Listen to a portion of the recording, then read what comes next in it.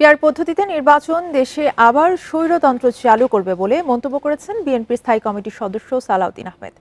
বৃহস্পতিবার supreme court মিলনায়তনে এক অনুষ্ঠানে তিনি আরো বলেন, যারা দেশকে অস্থিতিশীল করতে চায় তারাই এ পদ্ধতির নির্বাচন চায়। বান্ডেল থাকলে প্রতি সেনমানিতে টাকা বাঁচবে। বিকাশ সেনমানি বান্ডেল কিনে জিতুন প্রতি লেনদেনে।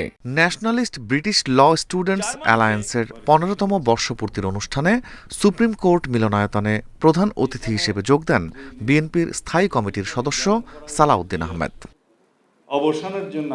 এ সময় পিআর পদ্ধতিতে নির্বাচনের দাবি নিয়ে সমালোচনা করে তিনি বলেন, এই পদ্ধতিতে আবারও দলীয় ও ব্যক্তি স্বৈরতন্ত্রের চর্চা শুরু হবে।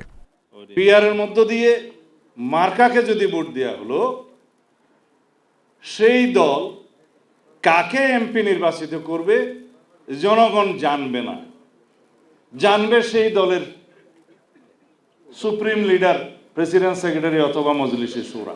পিআরে কে এমপি হবে সেটা যদি দলের প্রেসিডেন্ট সেক্রেটারি ঠিক করে, দলের স্ট্যান্ডিং কমিটি ঠিক করে, তাহলে তাদেরকেই নমনম করলে হলো, আর কাউকে তো বোঝার দরকার নাই।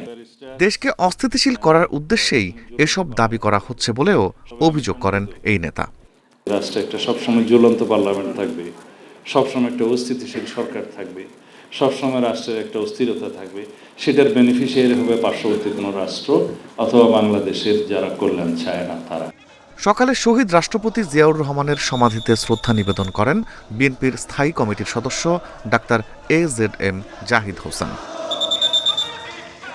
বলেন, কয়েক সপ্তাহের মধ্যেই দেশে ফিরে নির্বাচন সহ গণতন্ত্র পুনরুদ্ধারে নেতৃত্ব দেবেন বিএনপির ভারপ্রাপ্ত চেয়ারম্যান তারেক রহমান। বিএনপি গত 18 মাস পূর্ব থেকেই নির্বাচনী যে সমস্ত কার্যক্রম করা প্রয়োজন সেটি শুরু করেছে।